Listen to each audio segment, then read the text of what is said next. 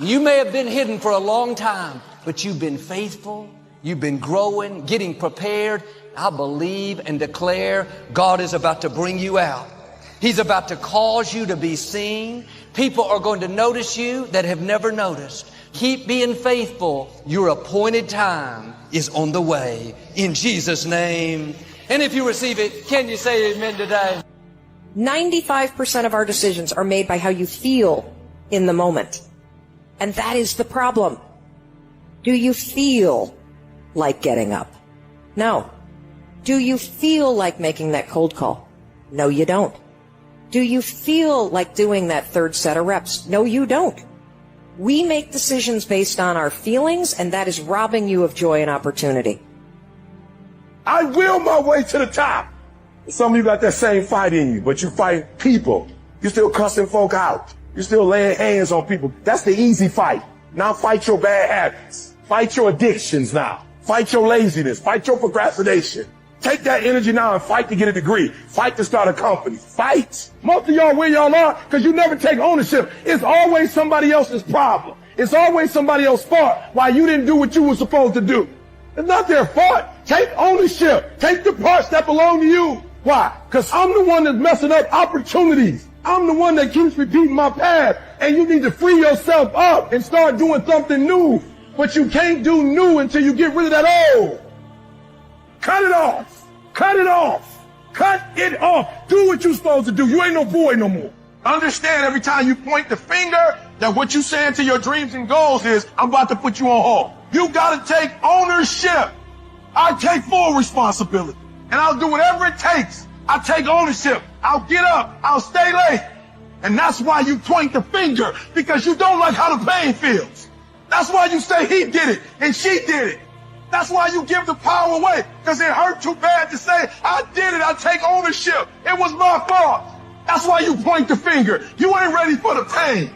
You grown. You got ideas. You got talent. You got gifts. Stop shrinking down. Stop minimizing yourself. Take the risk on you. Take the risk on you. You own you.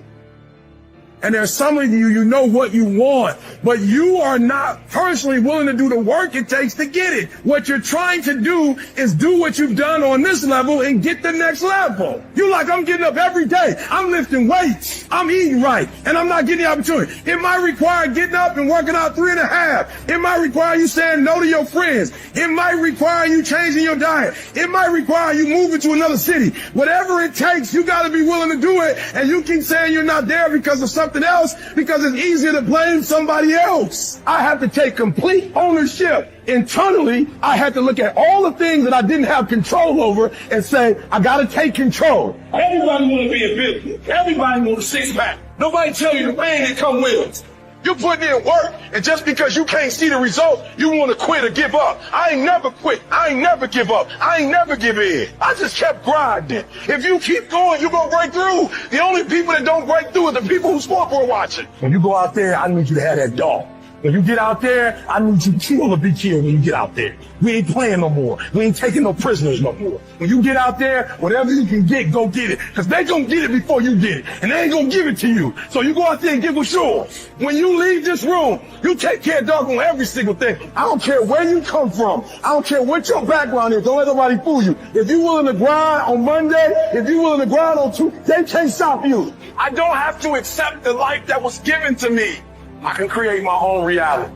I wonder what wall you think is stopping God from doing what he's doing in your life right now. We have to fight the good fight of faith.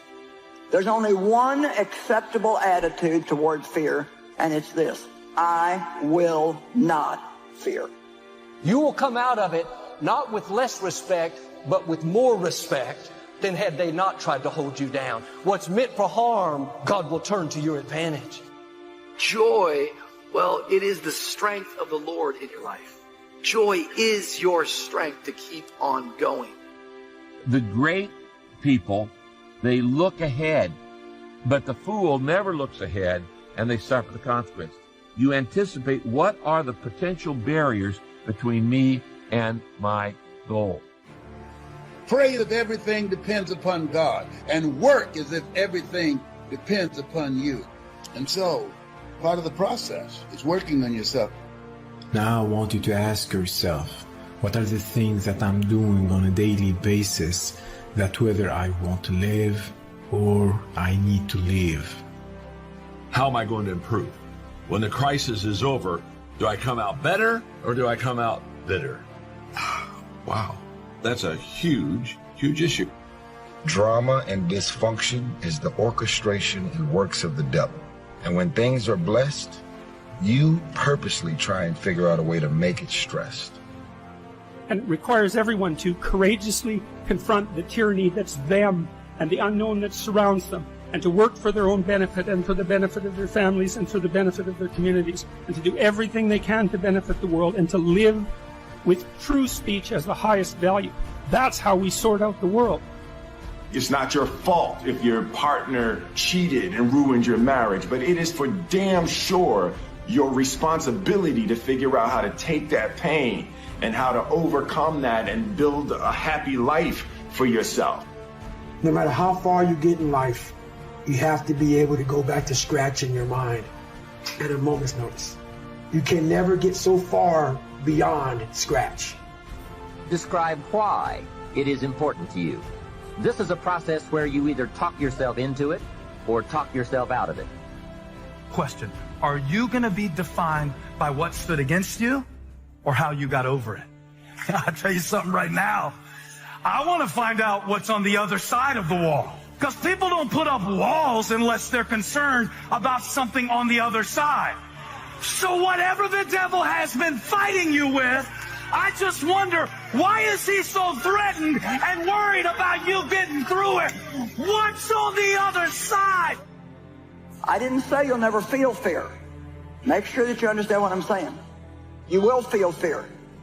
But feeling fear and fearing are two different things. You see, you can feel fear and yet not be afraid. Because the word fear means to take flight or to run away from. It means to shrink back. And they're not bad people. Sometimes they're just jealous. They don't want to see you succeed. They don't want to let someone new in. And this is when it's tempting to get offended, get baited into conflict, live defensive. You have to stay on the wall. Leave it alone. Trust God to fight your battles. I don't know what it is, but it seems like if we're not careful, we will miss out on joy. There's like these joy barriers, and we have joy challenges. We have things that are trying to rob us of our joy. Life is living and then waiting to live. Sometimes if we're not careful, we will just miss out on all the opportunities to actually be living. You got to be realistic. You see, you're going to face challenges. But if you can identify those obstacles in advance, guess what? They're not going to be so intimidating. As a leader, I am always trying to think of what are going to be the next barriers to doing what you want to do, to achieving whatever you want to achieve, having whatever you want to have. I'm not thinking about right now. I'm thinking about what are the problems we're going to have next year, 5 years, 10 years.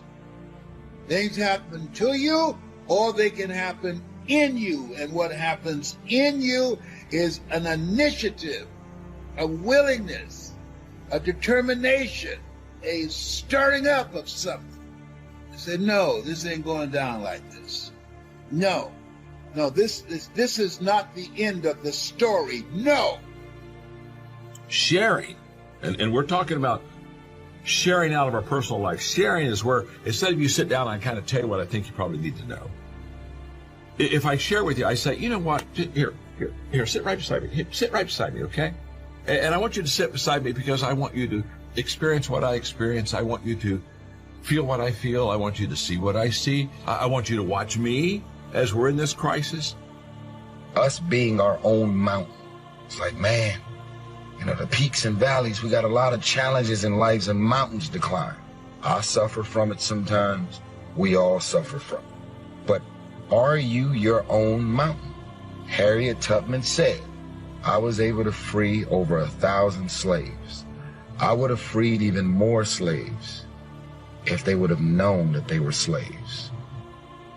We have goals on a daily basis and a weekly basis and a monthly basis, and personal goals and familial goals and social goals, but all of that has to be nested in the broader world of value. Let's say all of that has to be nested within something like, well, what is the ultimate goal? What is the final goal underneath which all of those more proximal goals are subsumed? Fault and responsibility do not go together. It sucks, but they don't. When something is somebody's fault, we want them to suffer. We want them punished. We want them to pay. And we want it to be their responsibility to fix it. But that's not how it works, especially when it's your heart. Your heart, your life, your happiness is your responsibility and your responsibility alone. When you accomplish something in life, if you want to go back to scratch and go back to that $7 a month place where I once lived and visit that place for a long period of time, if you were here, when you went back to scratch, you would now be here. Scratch is what makes you better. Scratch, friction, obstacles create growth. There's no friction when you're this far up in the game anymore. You think there is. That's right. When you achieve so much, the friction is minor. When you're unclear as to why something is important, usually you put only half-hearted effort into it. What you want is a powerful motivator, but the reason why you want it is an even more powerful motivator. It has greater pull. You may find that some of your goals you thought at first glance were important are not important after all. Tell somebody I got something to give. No, I'm not just surviving for me. I've got something special. I've got something to give. It will be the fruit of what I've been through that will preserve my purpose. Sit next to a fruitful vine. And I just wonder how many people are here today that you're not where you should be in life because Satan has held you back with fear. You can do it afraid. That means you can feel fear, you can feel afraid, but you can still go ahead and do what you believe God wants you to do. They put me down, discredit me, when in fact I'm trying to be a source for good, then forget it. I don't need it. I'll stay where I'm appreciated. Here's the principle again. You don't have to guard your reputation, but you do have to guard your heart. God is going to take care of your reputation. The question is, are you going to take care of your heart? Life is what happens to you while you're busy making other plans. What he's suggesting is that many of us, we're kind of all waiting to live. It's what Ortberg talks about, that where we get caught in this moment. Like maybe some of you, you're going on vacation this summer and it's like you're kind of just miserable until you get to vacation. Some of us, like we live our whole life just waiting for Friday, and it's like Friday, now I can have joy. Try to think through what could hold us back. What are the unintended consequences of what we're doing right now? What I'm talking about is just being a wise woman or being a wise man. The wise man looks ahead, but the fool attempts to fool himself and won't face the facts. They won't face the facts. Ever met anybody like that? They're in total denial of reality. When I decided I was going to get another house for my mother, I had no clue in how I was going to do it. No clue. But in tradition, like my mother, I believed I could do it, and I did it. I don't tell you this to impress you, but to impress upon you, don't you throw in the towel on yourself because of what has happened to you. Sharing basically is inclusive. It's not, I know something you don't know, I'm going to teach you, although mentoring has that, no question about it. It's kind of like, I'm going to let you on the inside. I'm going to let you see me. It's what I tell communicators all the time. And leaders, do you want fans or friends? If I want fans, I'm going to constantly make sure that my level of excellence is so far above yours that you just can applaud me, but you can say, wow, that man is amazing, but I can never achieve what he achieves. I believe that every man and every woman individually can create a better outcome for their life, situation, career, and circumstance if they stop self-sabotaging and going out of their way to fuck up their own situations. Most of us are also afraid of the unfamiliar. I've never done that before. I've never lived in that city before. There's something about free speech that's so central, but it's very useful to have it articulated and to know that this is bedrock, right? And it's not something arbitrary. And it's not a mere game that we're only playing in the West. None of that. It's the most fundamental truth that the human race has ever discovered. And we lose it at our absolute peril. And it's not death, it's worse than that, the peril. because there are worse things than death. And the worst thing than death is hell. And we saw plenty of that in the 20th century. As long as we're pointing the finger and stuck in whose fault something is, we're jammed and trapped into victim mode. When you're in victim mode, you're stuck in suffering. The road to power is in taking responsibility. Your heart, your life, your happiness is your responsibility. I'm sore. I'm going to get a massage today. I'm hungry. I'm going to eat today. The refrigerator is always full. So your comforts are now, so your discomfort is now very minuscule to your discomfort back here in the $7 a month place. So you have to go back to the total discomfort to then raise your level of where you're at now. Do some reflecting, refining, and revising. The point is, right now, try to have approximately 4 1-year, 3-year, 5-year, and 10-year goals that you truly believe in, that inspire you, that you've sold yourself on. You know, we live in the days where everybody gets a trophy, everybody gets a ribbon, everybody, oh, I'm so sorry you didn't get what you wanted, you didn't get your seat, you didn't get your opportunity, you didn't get to serve where you want to serve, you didn't get the feedback you wanted, nobody told me it was good. And what made him a vine was what he climbed over. You ready? What he climbed over and what he brought forth. Fear not. And once again, that means to take flight or to run away from. I can't always do something about my feelings, but I can do something about what I do and what I don't do. Maybe I can't help it if I feel afraid, but I can make a choice to go forward anyway, no matter how I feel. I would hear the rumors. He's opportunistic. He's just in this for himself. He's trying to take advantage, questioning his motives, trying to discredit him. I knew him well. His heart was pure. He had great character, a person of integrity. You can have the best intentions, the purest motives, but there will always be people that try to cast doubt. I've seen that sometimes. I can be so waiting for a new moment or a new season that it will rob me of the joy I can have right now, today. I can be living today. The other day, I'm just going to be honest with you. Like the other day, I'm going to my car. I wasn't late for a meeting. There wasn't something stressful taking place. There wasn't somebody in the hospital I was going to visit. I was just in a hurry. I don't remember anything else from the day but that. But somehow there's something inside of me that wants to rush through the motions. What berries? I don't see any berries out there. Oh.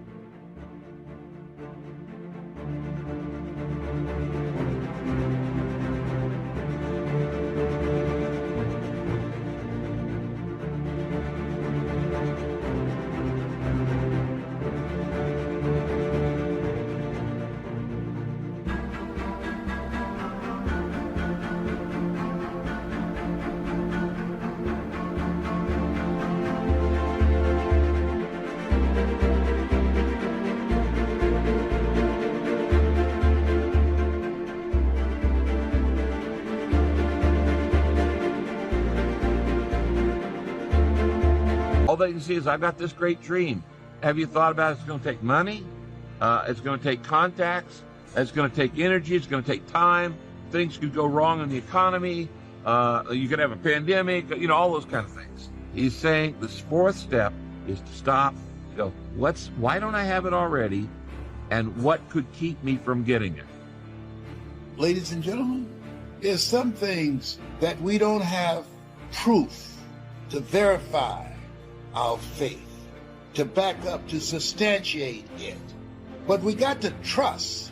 We got to believe that what some way, somehow, the Lord will make a way. I want to get perspective in the crisis. I want to make sure that we have reality, but we also have hope. It's okay. We're going to make it. It's okay. It's okay. How do they mentor me? Well, the first thing, they give me perspective. Number two, they share out of their personal life. Now, this one I just am passionate about, and I want to do a good job. I hope I do a good job for you. What I'm saying here is, when I talk about they share out of their personal life, You sit down and I tell you what I think you need to know. I got all these gifts and all these talents. I'm so ambitious. I feel like there's no opportunities in this city, state, or country that I live in. So why do you still live there? If you want to get into model or anything in the fashion industry, the mecca of fashion and modeling is New York City. If you're trying to get into music, the mecca is Atlanta. To provide a definitive answer would mean that we would have to possess the classic attributes of God, at least his omniscience, to be able to finally answer, well, what is it all for? But we're still stuck with the necessity of identifying the highest level goal. And that's really the identification of that goal was exactly what our traditional religious structures were attempting to do. Fighting yourself to maintain positivity is the hardest fight you ever gonna have, right? And it's like that struggle to just stay my course, to, you know, be the person in the world that I wanted to be, no matter what people said. And it was, I started to call it offensive positivity. Whenever something bad would happen, that's the first thing they would do. The head drops, shoulders roll forward, they look down. That sends a direct message to your brain that I failed. I am a failure. That starts the downward spiral to being a failure. On that mountain, you can't ever recover. Your chin is not high because that shows that you're way too proud. Your chin stays here. Your shoulders stay nice and level. Your feet firmly on the ground. After you have determined which of your goals are 1 year, 3 year, 5 year, and 10 year, and after you've made certain your list includes economic goals, things, and personal development goals, I want you to go back to this list again. Now pick out the 4 most important 1-year goals, the 4 most important 3-year goals, the 4 most important 5-year goals, and the 4 most important 10-year goals. Those 16 goals will give you plenty of work for now. Few people like to suppress their temper, choose a salad over a burger, or quit smoking. Sometimes you do need to exercise pure willpower in contradiction to your feelings. Though, even in these cases, there are strategies in which you can exercise discipline up front, such as in the way you structure your environment, that reduce the need for the exercise of much discipline later on. You can also often learn to like these things you didn't like before. For example, you may think you hate vegetables, but if through discipline you eat them regularly and learn to prepare them well, you may actually come to enjoy their taste. It's possible to change what you want to want. Generally speaking, you shouldn't need too much discipline to pursue the basic building blocks of your life, but you will need it to go deeper and more intensely into them, and to refine their practice. So while you can significantly minimize your reliance on willpower, discipline will always need to be an active force in your life. It won't necessarily push you out the door. It won't always be a guidelines that bubbles over, rather than it can manifest itself as a simple, quiet desire, a feeling of satisfaction you may need to intentionally tune into. It's not the case when you do what you love. You will never work a day in your life. Work will still feel like work, but work can be both hard and pleasurable. Discipline